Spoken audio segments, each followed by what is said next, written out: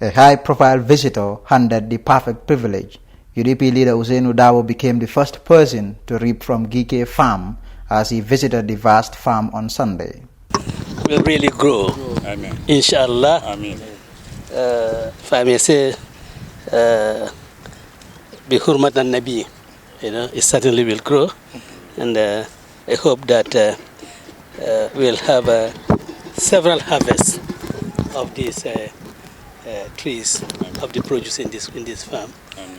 Harvests that will be beneficial to the Gambian people and to the investors themselves. I'm really honored because this could have been, we could have asked my friend Jawara to come from Kantora to come and do it, but then giving me this honor, I'm really happy, really grateful. I'm humble. Mr. Darboe's visit was greeted by a modest welcome by women villagers.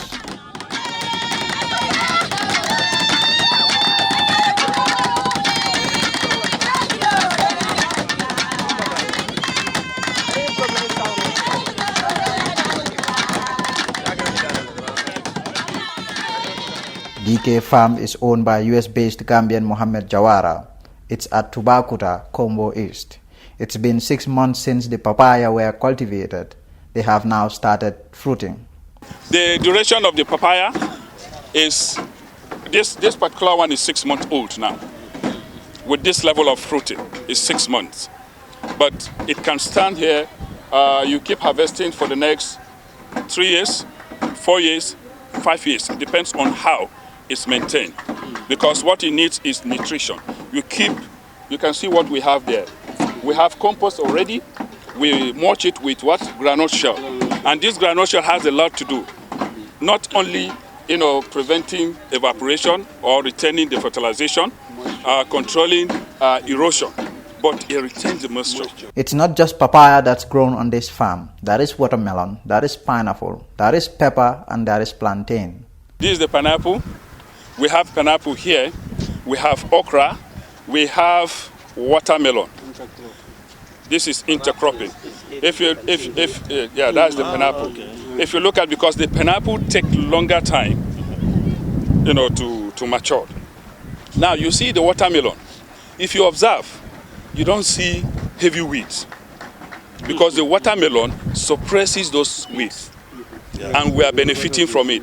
And you see clearly it's cow dung that we are using, not chemical fertilizer. Everything is, natural. So you see the watermelon. This watermelon, we call it sweet sangaria. That's the name. Very sweet, very juicy, reddish inside. We call it sweet sangaria. It's from Thailand. And also the okra, we call it basanti. It's also from Thailand. Yes, it's also from Thailand. Mr. Darboe looked impressed as he toured the farm. So I'm really honored and glad that you have invited me to come and see this farm at first hand. When he was telling me in my office, it was just an imagination, But now I have seen the reality. I have now seen the reality, and I'm really impressed. The UDP leader, however, insisted those in the farming industry need support from the government. When I saw this, I remembered Nyana Bere. Yes. Nyana Bere, yes. In NYSS. That's right, in Kembuje, in Serakunda, Pasanjali. That's the NSS farm. That's right, the NSS farm. Pasanjali owned that farm. There was a time I had about 2 hours work with him in that farm. But it failed. Why has it failed? Because of lack of government support. Agriculture is not like the textile business. You bring it, sell quickly, and agriculture, as you said, is capital-intensive business, and they need really absolute government support in order to sustain the industry. Work on Gikay farm has been remarkable, but this is thanks to 5 young Gambians, and Mr. Darboe reserved special admiration for them. Gentlemen, I think you are really an honor to the country. Being willing in the month of Ramadan, coming here, stamping, removing all those things, and making this place cultivable, I think that's you are awesome gentlemen, and I think you're really great patriot, and I hope other Gambian youths will also emulate what you've done. The UDP leader visited the farm alongside 2 National Assembly members. The lawmakers, who are also members of the National Assembly's Select Committee on Agriculture, also looked impressed. We are very impressed. In fact, the first time I went to Songhai in the North Bank region, my impression was that kind of a project should be replicated in every region. And I'm happy to see one here, that a replica of the one in North Bank. I am happy with the youth. Number one, they are ex-students of Songhai. And number two, this is going to give them more knowledge in the creation of this type of ventures.